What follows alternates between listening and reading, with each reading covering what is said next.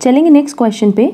Graph is अगर हम बात करें ग्राफ की तो जनरली हम लोग क्या करते हैं, ग्राफ पेपर पे ये एक्स एक्सिस है, ये वाई एक्सिस है ना, और ऐसे हमारे पास एक्स और वाई की वैल्यूज़ दी होती हैं जिनको हम प्लॉट करते हैं ग्राफ पे। तो बेसिकली ग्राफ किस तरह का डायग्राम हो गया, लाइन डायग्राम, क्योंकि कुछ इस तरीके से बनेगा या इस तरीके से, तो ग्राफ क्या हो जाएगा, line diagram, that is a. Next, details are shown by charts, tabular presentation, both और नन। देखो अगर एक छोटी छोटी डिटेल्स की बात करो तो वो हम कहाँ शो करते हैं, टैबुलर प्रेजेंटेशन में। रीज़न बीइंग टैबुलर प्रेजेंटेशन में हमारे पास बहुत सारे रोज होते हैं, कॉलम्स होते हैं, जहाँ पे हम एक छोटी छोटी डिटेल्स भी मेंशन कर सकते हैं। Next, the relationship between two variables are shown in, again किसकी बात कर रहा है, दो वेरिएबल्स की, और दो वेरिएबल्स में एक हो गया एक्स, एक हो गया वाई। पिक्टोग्राम में नहीं होता, हिस्टोग्राम में नहीं, बार डायग्राम में नहीं, बल्कि लाइन डायग्राम में, क्योंकि जब भी लाइन डायग्राम बनेगी तो ये इस तरीके से बनेगी, और ये अगर मान लो लाइन ड्रॉ हम कर रहे हैं तो कहीं ना कहीं वाई और एक्स दोनों की वैल्यू के बेसिस पे ही इसको प्लॉट किया जाता है। तो आंसर हो जाएगा डी, लाइन डायग्राम। नेक्स्ट है, in general the number of types of tabulation are, अगर टाइप्स ऑफ टैबुलेशन की बात करें तो दो तरह का टैबुलेशन होता है। आंसर होगा इसका A2, बट वो कौन कौन से टैबुलेशन के टाइप्स हैं वो देख लो प्लीज़। अगर हम टैबुलेशन की बात करें तो हमारे पास दो तरह का टैबुलेशन हो सकता है, एक होता है सिंपल टैबुलेशन और एक होता है कॉम्प्लेक्स टैबुलेशन। क्लियर? अगर हम सिंपल टैबुलेशन की बात करें तो it gives information regarding one और मोर इंडिपेंडेंट क्वेश्चंस, मतलब जब आपके पास एक या एक से ज़्यादा इंडिपेंडेंट क्वेश्चंस है। इंडिपेंडेंट क्वेश्चन मतलब अगर आप उस क्वेश्चन का आंसर कर रहे हो तो उस क्वेश्चन के आंसर से और कुछ भी रिलेटेड ना हो। Clear?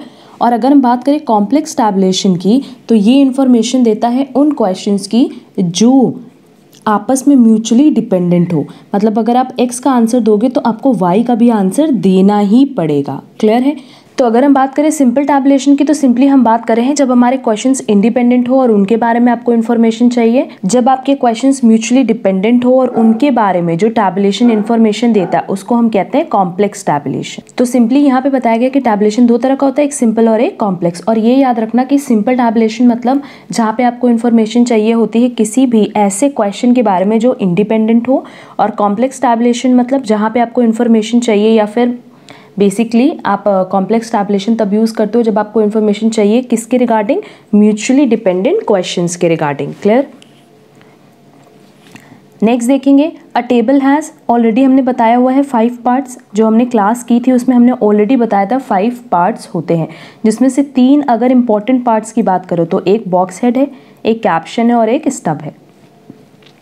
Next, the number of errors in statistics are, अगर हम एरर्स की बात करें तो बेसिकली दो तरह के एरर होते हैं, कई बार हम उनको बोलते हैं टाइप 1 एंड टाइप 2 एरर, और कई बार हम उसको ये भी बोलते हैं sampling error and non sampling error. तो बट ऑब्वियस आंसर क्या होगा 2।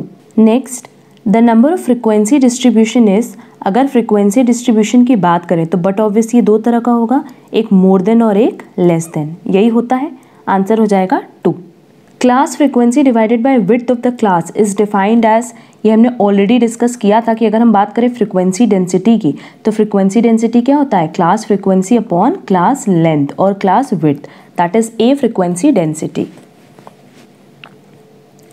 नेक्स्ट, टैली मार्क्स डिटरमाइंस, जब हम फ्रीक्वेंसी डिस्ट्रीब्यूशन टेबल बनाते हैं तो बेसिकली हम क्या करते हैं, एक वेरिएबल रखते हैं। वेरिएबल क्या होता है हमने स्टार्टिंग में ही बताया था, उसके बाद उसकी फ्रीक्वेंसी मेंशन करते हैं एंड एकदम लास्ट में हम उसमें टैली मार्क्स बनाते हैं। तो टैली मार्क्स बेसिकली क्या होता है, जो फ्रीक्वेंसी को शो करता है ना। तो आंसर हो जाएगा D, class frequency. Clear? Next, cumulative frequency distribution is a, मतलब CF की बात कर रहा है ना, तो ये कहाँ होता है, ग्राफ में, फ्रीक्वेंसी में, स्टैटिस्टिकल टेबल और distribution, but obviously statistical table.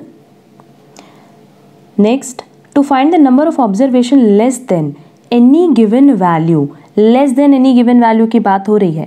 Single frequency distribution, grouped frequency distribution, cumulative frequency distribution और none is used, but obvious cumulative frequency distribution, क्योंकि बेसिकली हम लोग ओगिव में क्या करते हैं, ओगिव में हम लोग यही चीज़ करते थे ना कि मोर देन या लेस देन के बेसिस पे अपना डायग्राम या कह लो कि अपना डिस्ट्रीब्यूशन करते थे।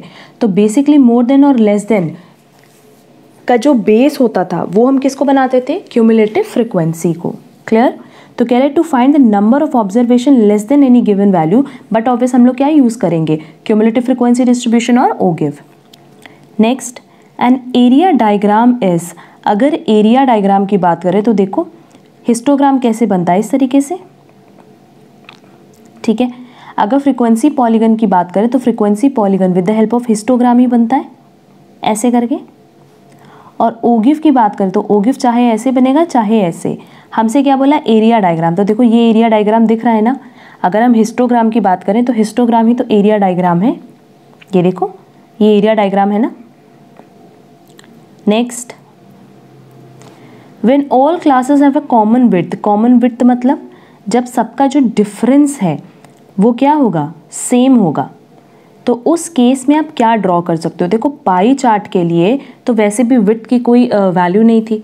पाई चार्ट में तो बेसिकली हम लोग क्या करते हैं, चीज़ों को डिग्री में कन्वर्ट करते हैं, 360 डिग्री में। तो अगर कॉमन विड्थ है, कॉमन डिफरेंस है, तो बेसिकली हम उससे क्या ड्रॉ कर सकते हैं, फ्रीक्वेंसी पॉलीगन। अभी हमने ऊपर बताया कि फ्रीक्वेंसी पॉलीगन किसकी हेल्प से बनता है, with the help of histogram.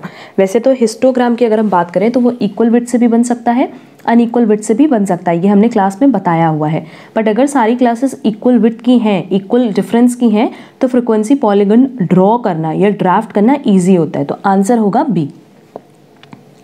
Next, an approximate idea of the shape of frequency curve is given by, हमें पता ही है, हमने पहले भी डिस्कस किया कि पहले हिस्टोग्राम बनाते हैं, फिर फ्रीक्वेंसी पॉलीगन बनाते हैं, फिर फ्रीक्वेंसी कर्व बनता है। तो आंसर क्या हो जाएगा, सीधे सीधे B, frequency polygon. Next, ogive is a, अभी देखो हमने ड्रॉ करके भी बताया था कि ओगिव इस तरीके से बनता है, तो बेसिकली क्या है, line diagram.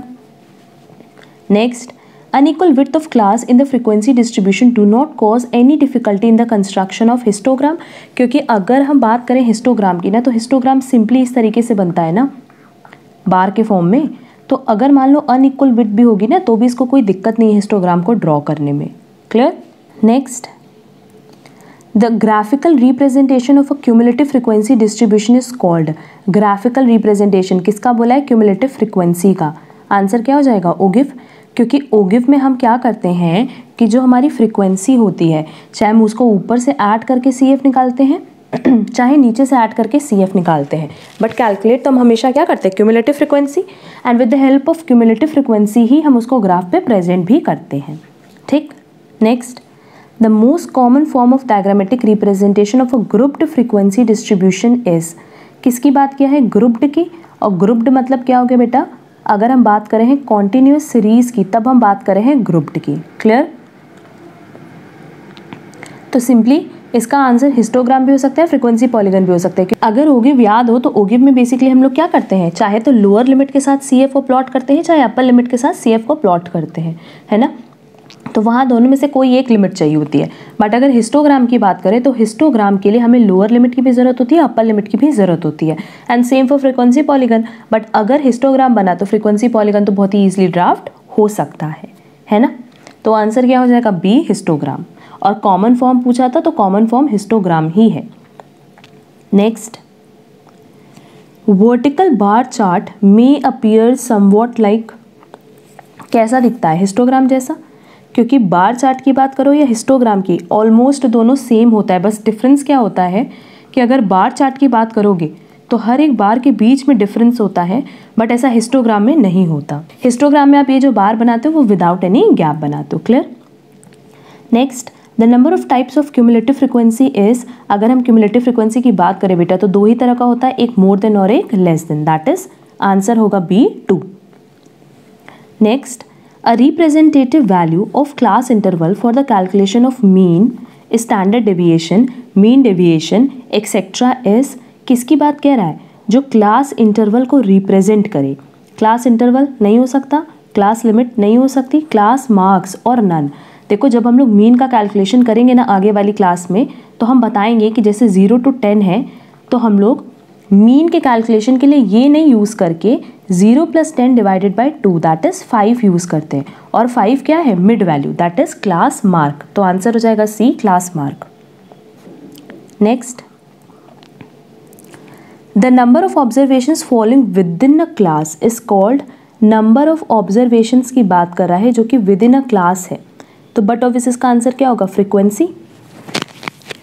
Next, classes with zero frequencies are called. हमने बताया भी था कि अगर हम लोग जीरो फ्रिक्वेंसीज की बात करें तो ये हम लोग ना तब लेते हैं जब हम लोग फ्रीक्वेंसी पॉलीगन बनाते हैं, क्योंकि फ्रीक्वेंसी पॉलीगन आप क्या करते हो कि जितना भी आपका हिस्टोग्राम का बार होता है उसका मिड पॉइंट मिला करके ड्राफ्ट कर देते हो।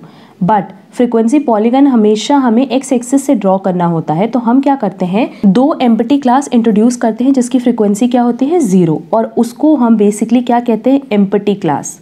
आप लोग बोलोगे मैम नील क्लास भी तो बोल सकते हैं, बट नील क्लास ज़्यादा स्पेसिफिक नहीं है, स्पेसिफिक है empty class. Clear? Next, for determining the class frequencies it is necessary that these classes are mutually exclusive, not mutually exclusive, independent और नन। अगर हमें क्लास फ्रीक्वेंसीज के बारे में जानना है तो हम हर बार बताएं कि हम लोग को अपनी सीरीज़ को कन्वर्ट करना होता है इनटू एक्सक्लूसिव सीरीज़। जब तक वो एक्सक्लूसिव सीरीज़ में आप कन्वर्ट नहीं करोगे, दैट इज़ 0 to 10, 10 to 20 आप नहीं कन्वर्ट करोगे, तब तक आप क्लास फ्रीक्वेंसीज को डिटरमाइन नहीं कर सकते। तो आंसर होगा A, mutually exclusive. Next, most extreme values which would ever be included in a class interval are called. अब एक्सट्रीम वैल्यूज़ की बात करें बेटा तो ये है 0 to 9, लेट्स से 10 to 19, तो 0 भी इंक्लूड हो 9 भी इंक्लूड हो, ऐसा कहाँ होता है, इंक्लूसिव सीरीज़ में। और इंक्लूसिव सीरीज़ के ये जो एंड लिमिट्स हैं इनको हम क्या कहते थे, क्लास बाउंड्रीज। हमने ऑलरेडी इसको क्लास में डिस्कस भी किया है, तो आंसर हो जाएगा C, class boundaries. Next, the value exactly at the middle of a class interval is, class interval मतलब अगेन 0 to 10, 10 to 20 हो गया, तो अभी हमने बताया उसको क्लास मार्क्स बोलते हैं, मिड वैल्यू भी बोलते हैं, दैट इज आंसर होगा C, both. Next, difference between the lower and upper class boundaries. Class boundaries मतलब ये कह रहा है कि upper class boundary minus lower class boundary, ये जो डिफरेंस आता है इसको बेसिकली हम क्या कहते हैं, क्लास मैग्नीट्यूड, इसका नाम हमने दिया हुआ था। बट अदरवाइज अगर देखा जाए तो ये क्या है, इसके बीच का गैप ही तो है, जिसको हम विड्थ भी बोल सकते हैं और साइज भी बोल सकते हैं, तो आंसर हो जाएगा सी, बोथ। और लेंथ भी बोल सकते हैं, है ना, हमने बताया भी था कि इसको हम लेंथ भी बोल सकते हैं। Next, in the construction of a frequency distribution it is generally preferable to have classes of.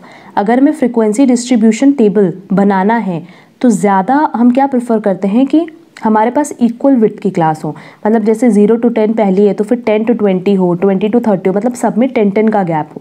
Clear? अगर अनइक्वल विड्थ है तो भी कंस्ट्रक्शन हो सकता है, बट ज़्यादा प्रेफर क्या किया जाता है, equal width. Next, frequency density is used in the construction of. आप देखो अगर फ्रीक्वेंसी डेंसिटी की बात करें तो इसका फॉर्मूला क्या होता है बेटा, class frequency upon class length. तो क्लास फ्रीक्वेंसी और क्लास लेंथ हम कहाँ यूज़ करते हैं, बट ऑब्वियस हिस्टोग्राम में, क्योंकि देखो हिस्टोग्राम को जब इस तरीके से ड्रॉ करते हैं तो ये हमारा क्लास लेंथ हो गया, 0 to 10 ये क्लास लेंथ हो गया, और ये फ्रीक्वेंसी को शो करता है ना, तो ज़्यादा स्पेसिफिक क्या होगा, A, histogram. Next, cumulative frequency only refers to. अगर क्यूमुलेटिव फ्रीक्वेंसी की बात करें CF की, तो हमने पहले भी बताया है कि हम इसको ऊपर से भी ऐड करते हैं और नीचे से भी ऐड करते हैं, तो लेस देन सीरीज भी बनती है और मोर देन सीरीज भी बनती है, तो आंसर क्या हो जाएगा, C, both. For the construction of a grouped frequency distribution, again किसकी बात करें, ग्रुप्ड की, और ग्रुप्ड मतलब कैसा, सीरीज हो गया, कॉन्टिन्यूस सीरीज। तो इसको कंस्ट्रक्ट करने के लिए हमें किसकी ज़रूरत है, class values, sorry class boundaries, class value, both none are use. अगर ग्रुप की बात करें तो बट ऑब्वियस हमें क्लास वैल्यू चाहिए, है ना, अगर हमारे पास क्लास वैल्यू होगी तभी तो हम कंस्ट्रक्शन कर पाएंगे। Next, in all statistical calculation and diagrams involving and point of classes. देखो एंड पॉइंट ऑफ क्लास की अगर हम बात करें, अगर हम एक्सक्लूसिव सीरीज बनाते हैं दैट इज 0 to 10, 10 to 20, तो उस केस में इस एंड पॉइंट को हम यहाँ नहीं इंक्लूड करके इस क्लास में इंक्लूड करते हैं। तो यहाँ कह रहे हैं एंड पॉइंट इंक्लूड हो, तो इंक्लूड कहाँ होता है, 0 to 9, 10 to 19, मतलब इंक्लूसिव सीरीज की बात कर रहा है, और अगर इंक्लूसिव सीरीज की बात कर रहा है तो किसकी बात करेंगे, क्लास बाउंड्रीज की। क्लियर? और वैसे ही एक क्वेश्चन नंबर 91 भी था जहाँ पे बोला था ग्रुप फ्रीक्वेंसी डिस्ट्रीब्यूशन। बेसिकली जो हम ग्रुप्ड फ्रीक्वेंसी डिस्ट्रीब्यूशन बनाते हैं दैट इज कॉन्टिन्यूस सीरीज, वो हम एक्सक्लूसिव सीरीज की ही हेल्प से बनाते हैं, इसलिए आंसर क्या लिया था, class value. Next, for the construction of a grouped frequency distribution from ungrouped data we use class limit, class boundaries, class width और none। किसकी बात कर रहा है, कंस्ट्रक्शन कर रहा है ग्रुप्ड फ्रीक्वेंसी डिस्ट्रीब्यूशन का, किससे, अनग्रुप्ड डेटा से। अगर अनग्रुप्ड डेटा की हम बात करें तो हम क्या यूज़ करते हैं, क्लास लिमिट यूज़ करेंगे, क्योंकि अगेन देखो किसकी बात किया, ग्रुप्ड फ्रीक्वेंसी डिस्ट्रीब्यूशन की, और हम बार बार बता रहे हैं जहाँ ग्रुप्ड की बात करेगा वहाँ किसकी बात करेंगे, कॉन्टिन्यूस सीरीज़ की। और कॉन्टिन्यूस सीरीज़ के लिए हम हमेशा क्या यूज़ करते हैं, एक्सक्लूसिव सीरीज़। हम हमेशा एक्सक्लूसिव के बेसिस पे ही कंस्ट्रक्शन करते हैं। हमने बताया था कि अगर हमारे पास सीरीज़ इंक्लूसिव में भी दी हो तो पहले हम उसको एक्सक्लूसिव में कन्वर्ट करते हैं, ठीक है। तो आंसर क्या हो जाएगा, अगर हम बात करें एक्सक्लूसिव की तो बट ऑफ इस क्लास लिमिट आंसर होगा। Clear. Next, when one end of a class is not specified, the class is called, अगर एक एंड स्पेसिफाइड नहीं है तो उसको क्या बोलेंगे, ओपन एंड क्लास। एक क्लास स्पेसिफाइड नहीं है मतलब एक क्लास आप इंक्लूड नहीं कर रहे हो, तो ऐसा कहाँ करते हैं बेटा, एक्सक्लूसिव सीरीज़ में। एक्सक्लूसिव सीरीज़ में हम इस एंड को इस क्लास में इंक्लूड नहीं करते, तो बट ऑब्वियसली कैसी क्लास है, open and class. Open and मतलब जहाँ पे कोई एक वैल्यू आप ना भी इंक्लूड करो तो चलेगा, बट नाम से समझ में आ रहा है क्लोज एंड मतलब इंक्लूसिव सीरीज़, क्योंकि 0 to 9 है, 10 to 19 है, और क्लोज एंड मतलब ये भी इंक्लूड हो रहा है, ये भी इंक्लूड हो रहा है। Clear. Next, class boundary should be considered to be the real limits for the class interval. क्या बोला है, कह रहा है कि जो क्लास बाउंड्रीज है उसको हम कंसिडर करते हैं real limits for the class interval. यही करते हैं ना, अगर मान लो हमारे पास इस तरीके से इंक्लूसिव सीरीज़ है तो ये क्लास बाउंड्रीज है, और डिफरेंस निकालने के लिए फिर हम क्या करते हैं, 9 - 0, 19 - 10, उसको हम किसकी तरह ट्रीट करते हैं, रियल लिमिट्स की तरह, कि यही रियल लिमिट्स है, और इनको अगर हम इनका आपस में डिफरेंस निकाल लें तो हमारे पास class interval that is class calculate हो जाएगा। क्लियर। और हर बार देखो आंसर कितना आएगा, 9 आएगा, तो आंसर क्या होगा, true. Next, difference between the maximum and minimum value of a given data is, ये तो पता ही है, range. Next, in histogram if the classes are of unequal width then the heights of the rectangles must be proportional to the frequency densities. अब frequency densities मतलब क्या होता है, class frequency upon class length. तो देखो simple सी बात है, histogram आप इक्वल क्लास से बनाओ या अनइक्वल क्लास से बनाओ, जो उसका रेक्टेंगल्स है वो क्या शो करेगा, फ्रीक्वेंसी ना शो करेगा। क्लियर। तो आंसर क्या होगा, ट्रू, क्योंकि हर बार ये फ्रीक्वेंसी डेंसिटी ही शो करेगा बेटा। फ्रीक्वेंसी डेंसिटी मतलब क्या, class frequency upon class length. अब क्लास लेंथ इक्वल हो या अनइक्वल उससे कोई फर्क नहीं पड़ता। अल्टीमेटली ये इस तरीके से जब हम लोग हिस्टोग्राम बनाएंगे तो उसकी जो हाइट है ये क्या शो करेगी, फ्रीक्वेंसी, और ये क्या शो करेगी, क्लास लेंथ। क्लियर है, वो इक्वल विड्थ का हो या अनइक्वल विड्थ का। Next, when all classes have equal width the heights of the rectangle in histogram will be numerically equal to the class frequencies. अब फिर वही बात हम कह रहे हैं कि क्लास इक्वल विड्थ की हो या अनइक्वल विड्थ की हो, हर बार उसकी हाइट क्या शो करेगा, क्लास फ्रीक्वेंसी, और हर बार with the help of histogram आप फ्रीक्वेंसी डेंसिटी कैलकुलेट कर सकते हो, क्योंकि फ्रीक्वेंसी डेंसिटी मतलब class frequency upon class length. Next, consecutive rectangles in a histogram have no space in between but obvious true, तब से हम हिस्टोग्राम ड्रॉ कर ही रहे हैं। Next, histogram emphasizes the width of rectangles between the class boundaries. ये जो हम बना रहे हैं, ये जो इसके बीच का डिफरेंस है, क्लास बाउंड्रीज के बीच का डिफरेंस ये क्या है, विड्थ ही तो है। ये कह सकते हो कि ये जो विड्थ है ये क्या शो कर रहा है, क्लास बाउंड्रीज। आंसर होगा true. Next, to find the mode graphically, अगर आपको मोड ग्राफिकली फाइंड आउट करना है बेटा तो सिंपली हम लोग किसकी हेल्प लेंगे, हिस्टोग्राम की, क्योंकि मोड मतलब क्या होता है, हाईएस्ट फ्रिक्वेंसी, और देखो ये हाईएस्ट फ्रिक्वेंसी शो कर रहा है। Next, when the width of all classes is same, frequency polygon has not the same area as the histogram। ये पॉसिबल ही नहीं है, क्योंकि फ्रीक्वेंसी पॉलीगन कैसे बनता है, with the help of histogram ही तो बनता है ना, कि आप हिस्टोग्राम के जितने भी मिड पॉइंट आप उनको ज्वाइन कर दो। तो अगर हिस्टोग्राम के लिए ये एरिया है तो फ्रीक्वेंसी पॉलीगन के लिए भी तो यही एरिया होगा, तो आंसर हो जाएगा बी, फॉल्स। यहाँ पे होना चाहिए था frequency polygon has the same area as a histogram. Next, for obtaining frequency polygon, we join the successive points whose abscissa का represent the corresponding class frequency। अब देखो ये चीज़ क्या बता रहा है, कह रहा है अगर हमें फ्रीक्वेंसी पॉलीगन फाइंड आउट करना है तो हम क्या ज्वाइन करते हैं, सक्सेसिव पॉइंट्स whose abscissa का represent the corresponding frequency class frequency। तुम लोग को पता होगा कि जब हम लोग हिस्टोग्राम बनाते हैं तो उसके मिड पॉइंट को ज्वाइन करते हैं अगर हमें फ्रीक्वेंसी पॉलीगन चाहिए तो। अब ये क्या कह रहा है, कह रहा है सक्सेसिव पॉइंट जो स्टार्टिंग पॉइंट्स हैं क्या हम उनको ज्वाइन करते हैं फ्रीक्वेंसी पॉलीगन फाइंड आउट करने के लिए, नहीं, आंसर हो जाएगा false. Next, in representing simple frequency distribution of a discrete variable, देखो अगर डिस्क्रीट वेरिएबल की बात किया तो हिस्टोग्राम तो नहीं हो सकता एंड ओगिव भी नहीं हो सकता। क्यों? क्योंकि अगर ओगिव की बात करोगे तो ओगिव में भी हमें लोअर लिमिट और अपर लिमिट की ज़रूरत होती है। तो अगर हम बात करें फ्रीक्वेंसी पॉलीगन की, तो फ्रीक्वेंसी पॉलीगन अभी हमने बनाया ना कि मिड पॉइंट्स को ज्वाइन करते हैं, तो सिंपली अगर हमारे पास डिस्क्रीट वेरिएबल भी हो तो उसकी हेल्प से भी हम फ्रीक्वेंसी पॉलीगन ड्रॉ कर सकते हैं। तो आंसर हो जाएगा C, frequency polygon. Next, diagrammatic representation of the cumulative frequency distribution is ogive, बता चुके हैं। Next, for the overlapping classes 0 to 10, 10 to 20 and so on, the class mark of the class 0 to 10 is, देखो अगर class mark निकालना है तो simply upper limit plus lower limit divided by 2 कर देते हैं। तो 0 + 10 डिवाइडेड बाय 2 दैट इज 5। अगर क्लास मार्क्स की बात करें ना तो इसको हम लोग मिड वैल्यू भी बोलते हैं। Next, for the non overlapping classes the class mark is again 0 + 19 divided by 2 that is 9.5। Next, ये क्लास दिया है, फ्रीक्वेंसी दिया है, कह रहा है फॉर द क्लास 20-30 CF क्या होता है, सारी वैल्यूज को ऐड ऑन करना, तो इसके लिए CF क्या हो जाएगा 5 + 8 + 15 है ना। तो 5 + 8 + 15 सीधे सीधे कितना हो जाएगा 28। Next, an ogive can be prepared in dash ways, 2 ways, एक मोर देन ओगिव बनता है और एक लेस देन ओगिव बनता है। Next, the curve obtained by joining the points whose x coordinates are the upper limits of the class interval and y coordinates are corresponding CF is called। देखो हमने पहले बताया कि जब हम CF को क्यूमुलेटिव फ्रीक्वेंसी को प्लॉट करते हैं आइदर विद अपर लिमिट और लोअर लिमिट तो हम क्या ड्रॉ करते हैं, ogive. Next, the breadth of the rectangle is equal to the length of the class interval, किसमें, ब्रेड्थ ऑफ द रेक्टेंगल किसकी बात कर रहा है, रेक्टेंगल के ब्रेड्थ की, is equal to the length of the class interval, मतलब जो इसका डिफरेंस है वो किसके बराबर होगा, क्लास इंटरवल के। तो ऐसा कहाँ होता है, बट ऑब्वियस हिस्टोग्राम में। Next, in histogram the classes are taken, अगर हिस्टोग्राम की बात करें तो बेसिकली हम लोग ये जो क्लास बनाते हैं कैसा सीरीज होता है, ये सीरीज होती है एक्सक्लूसिव सीरीज, और एक्सक्लूसिव सीरीज को हम लोग क्या बोलते हैं, overlapping, that is 0 to 10, 10 to 20 and so on. अगर नॉन ओवरलैपिंग की बात करें तो बात करें इंक्लूसिव सीरीज की, और इंक्लूसिव क्या हो गया बेटा 0 to 9, 10 to 19, तो क्या उससे हम हिस्टोग्राम बना सकते हैं, नहीं बना सकते।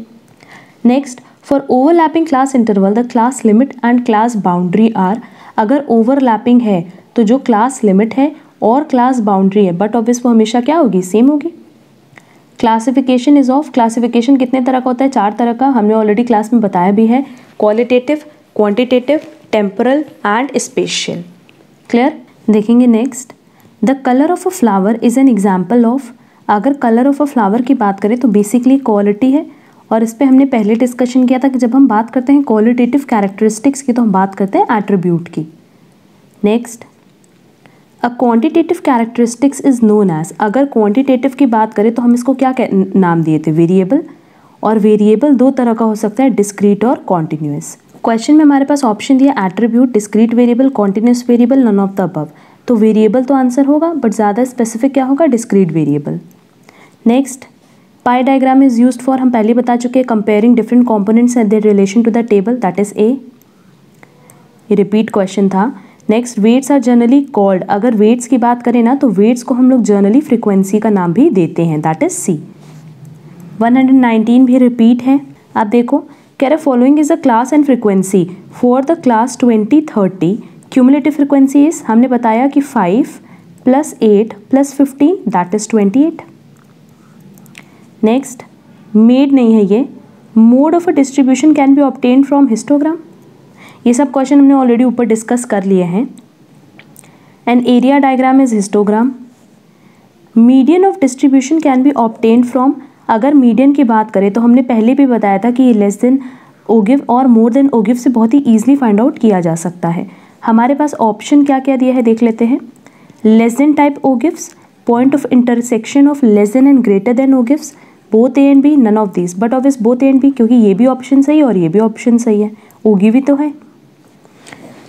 आप देखो, नेक्स्ट क्वेश्चन है, cost of sugar in a month under the head raw material, labour, direct production and others are इतना units respectively, what is the difference between the central angles for the largest and smallest component of the cost of sugar.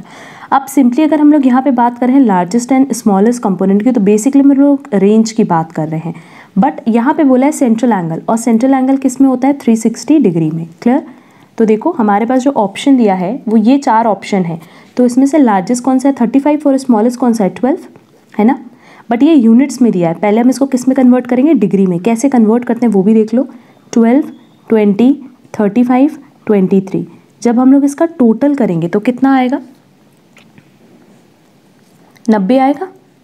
अब इसको convert करने के लिए क्या लिखेंगे, 12 divided by 90 into 360, और 35 को कन्वर्ट करने के लिए 35 डिवाइडेड बाई 90 इंटू 360। क्लियर? इसको कट करने पे ये 48 आएगा, और इसको कट करने पे कितना आएगा 140। बस अब इन दोनों का अगर हम लोग डिफरेंस निकालें, क्योंकि डिफरेंस इसी का निकालना था ना, तो 140 माइनस 48 कर लो, आंसर आएगा 92 degree. Next, the number of accidents for 7 days इन a locality are given below. What is the number of cases when 3 और लेस एक्सीडेंट अकर्ड। 3 या 3 से कम, तो ये है 3 या 3 से कम कितने एक्सीडेंट्स हुए हैं देख लो। 15 प्लस 19 प्लस 22 प्लस 31। क्लियर है? इन सब को टोटल करोगे तो आंसर आएगा D 87। The following data relate to the marks of group of students. How many student got more than 30 marks. अब देखो मोर देन 30 बोला है, यहाँ कह रहा है बिलो 10, मतलब 10 से कम कितने लोग हैं, 10 से कम है 15। फिर कह रहा है बिलो 20, 20 से कम कितने हैं 38। तो नो डाउट ये 15 भी 38 में इंक्लूड होगा ना। तो यहाँ क्या बोला है, मोर देन 30। ठीक है, अब देखो लिखा है बिलो 30 कितने हैं 65, मतलब ये बिलो 30 कितने हो गए 65।